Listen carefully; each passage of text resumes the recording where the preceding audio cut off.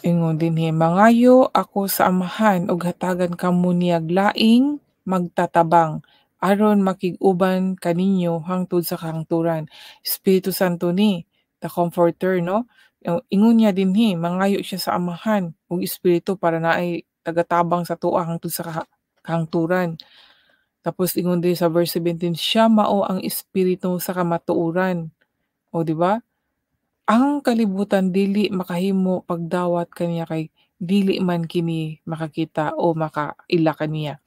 Kinsa man ang espiritu sa kamatuoran. 'Di ba mabasa nato sa John chapter 14 verse 6 na ingon niya dinhi nga, "Ako ang dalan, ang kamatuoran." So siya ang espiritu sa kamatuoran. Giano lang niya mga higala nga mao ni dili niya giingon nga,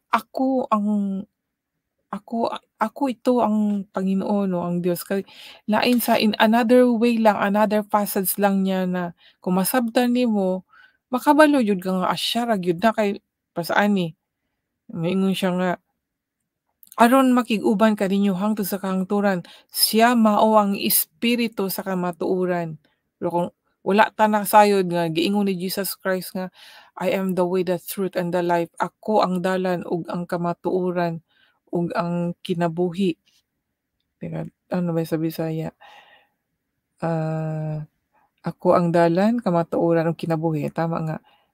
"Walay makaadto sa Amahan." Oh, iyan na pong giano ba, "Walay makaadto sa Amahan kun dili moagi ka nako." Imagine, kailangan pa gyud sa iya kay siya ra na, eh. Para sa kuha ha, siya ra na, eh, kay nganong miingon pa man siya, "Walay makaadto sa Amahan kun dili moagi ka nako." Kay siya ra man, para sa kuha kay siya ra man, mao nang iya lang nang giano ang word. Dili ang masabdan sa tao nga wala ang espiritu ni Jesus Christ sa iyaha mao nga dili nila masabtan ng pamulong na ani ba.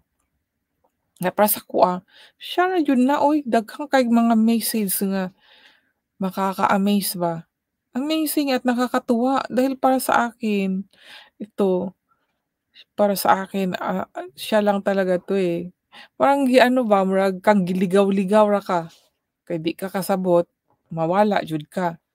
Ani amazing kayo. Hmm, ano niya din, siya ang mao ang espiritu sa kamatuoran. Eh, nakasayod man ta na Jesus is the truth, siya ang kamatuoran, di siya ang espiritu sa kamatuoran. Ang kalibutan dili makahimo pagdawat kaniya. O, 'di ba? O, kinsa man ni ang iyang giingon dinhi, ang kalibutan dili makahimo pagdawat kaniya. 'Di ba daghang tao nga wa modawat niya ni Jesus Christ? So, siya ang espiritu sa kamatuoran. Oh, giingon na po niya na, ang kalibutan dili makahimo pagdawat kaniya kay dili man kini makakita o makaila kaniya. Klaro kaayo nga siya ang sarili niya ang ano diri, gi-repair, eh, dili ibang tao, eh, dili ang amahan kundili siya, eh, 'no? Amazing 'di ba? Nakakatuwa mga higala, mga kaibigan. Hmm, tapos ingon niya dinhi, "Apan kamo nakaila kaniya kay nag-uban siya og nagpuyo diha kaninyo." Wow! 'Yan ang sinasabi ko po, 'pag ang tao walang espiritu ni Jesus Christ, hindi po siya makilala. Ngayon kung nasa kanya ang espiritu ni Jesus Christ, sa panulti na ani masabtan, maunawaan. Kaya ito lang, siya lang din kaya sabi ko nga noon, eh, siya lang 'yan, eh. Kaya amazing po itong nasa John, yung Book of John po, Gospel 'no. Dito ko po na nung nabasa ko po ito, dito ko nasabi no, si Jesus Christ lang pala 'yan, ang Diyos. Diyos pala talaga siya. Kaya magbasa po kayo mga kaibigan ha. Kay sinabi niya dito, "Apan kamo nakaila kaniya kay nag-uban siya ug nagpuyo diha kaninyo." So, siya yung Holy Spirit, kay siya man ang nagpuyo sa tua. Amazing.